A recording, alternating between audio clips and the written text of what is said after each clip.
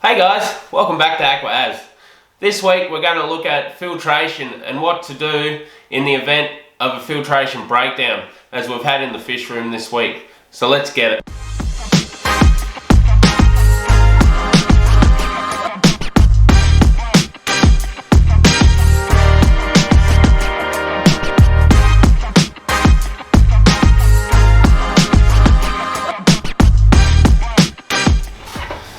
So, what happened?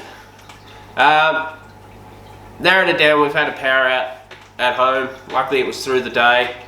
And I've narrowed it down to the Sun 304B.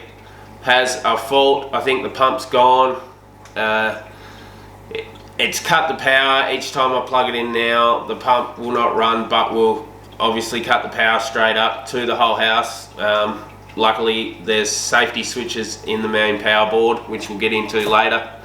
So as we're talking power and the house tripping, I'd like to go into RCDs, and it's something that I highly recommend using in fish rooms, especially going with multi-tanks and especially with bigger tanks that need obviously more filtration and have a lot more going on. Say this one has 2 canisters, 2 heaters and the light running on it, so it's a lot of power drawing just for the one tank.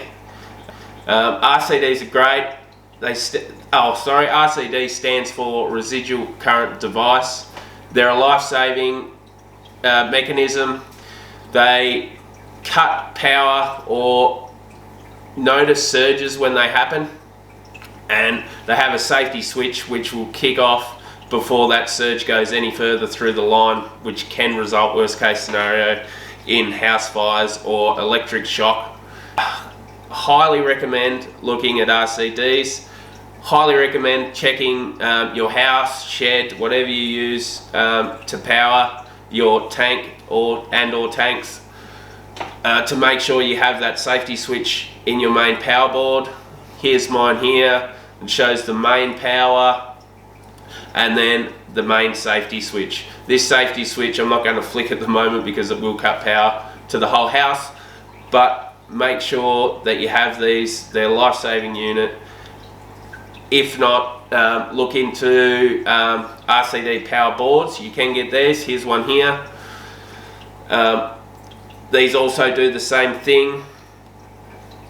Once the power goes, it'll kill the switch in the power board before it goes to the main circuitry in the house. 100% recommend looking at these.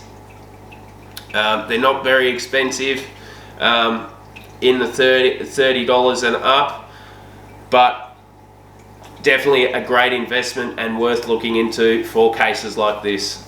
So what I want to touch base on now is the canister filters themselves. This one, the 304B Sun, I got on eBay. Reasonably priced, is about 130 off the top of my head. That's a ballpark figure. What they do offer on a lot of these filter sales is an extra $10 to $15 sometimes for a warranty. Now this warranty in this case was worth its weight in gold.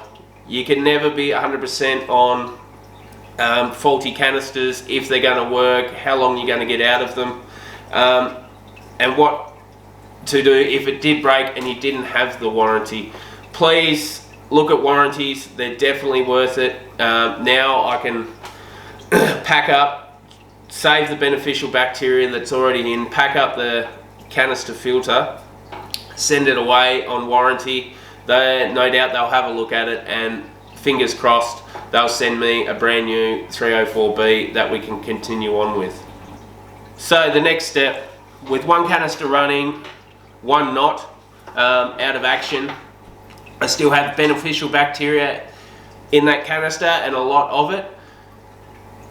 First case, saving the beneficial bacteria. Now I'm still working with the distributor on the canister about the warranty, so the media is still in that canister at the moment. I can feed the media, the canister's still full with water, feed the media with a little bit of fish food, you can get pure ammonia and slowly put a little bit of that, very small doses in that to keep the beneficial bacteria alive. I'm also once ready to reship out that canister back to the supplier. I strongly recommend looking at media baskets or bags, as you see up here. These guys are great. I can put in all my media into these bags and actually place them straight into the tank. Now this is going to keep the beneficial bacteria alive for that canister while I wait for a replacement, and then all things going to plan, I can place that still cycled media straight back into the canister and away we go. In saying that, we may be waiting a few weeks for that. How do I keep the tank going? I'm lucky in the respect of I have 4 tanks running at the moment. All have sponge filters. One has another canister, and the others have small hang on the backs for my smaller aquariums. But my 4-foot actually has 2 sponge filters running as well as a canister. So I'm going to pinch one of those sponge filters, put into the corner, which will give it a little bit more. It's still going to be under filtered for now, but it's better than nothing, and I'm going to have some more filtration at one end of this tank. What else do I invest in while going through this? A big thing that I hope everyone has, if you don't, please get one for a situation like this,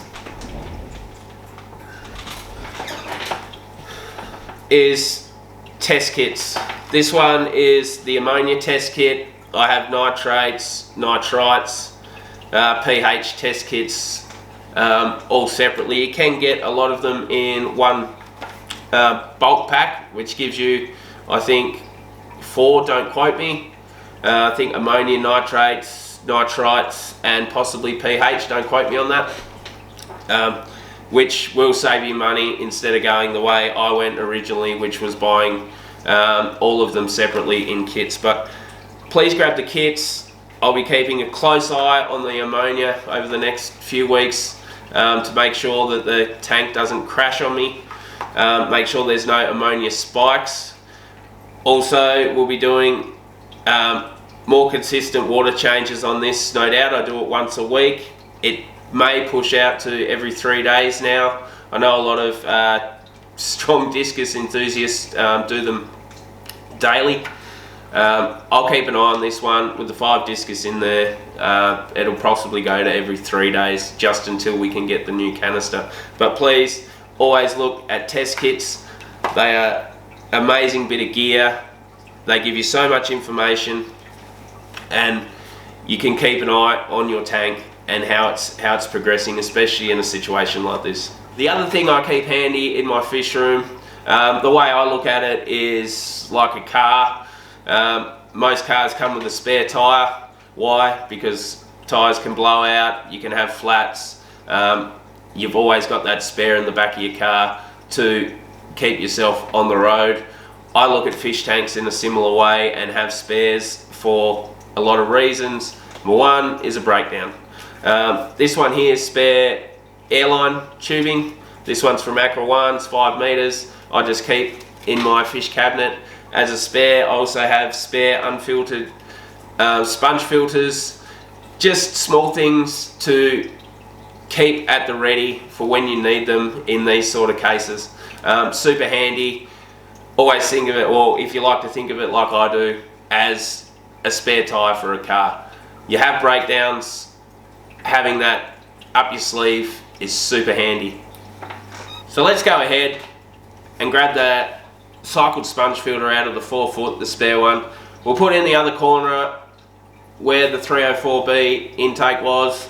We'll leave it there hopefully for a couple of weeks until we hopefully sort out the warranty on this canister and get that back. Keep a close eye on water parameters. Keep up with water changes to get these guys through. We know we've already got well cycled media in the other sun, but it's keeping this tank up to demand at this stage while we can sort out a new canister to place on the other side. So let's go.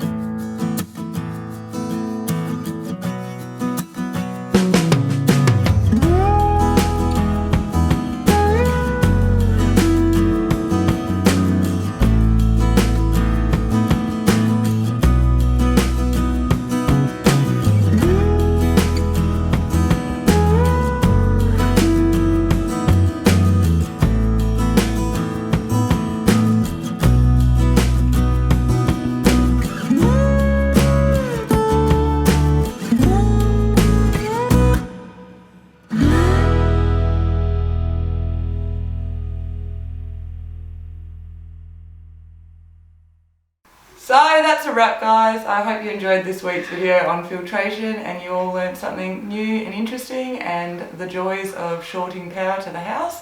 It's always a fun one. Next week's video will be Aaron interviewing me on what it's like to live with someone who keeps fish and cares for fish and all the stuff that happens behind the scenes.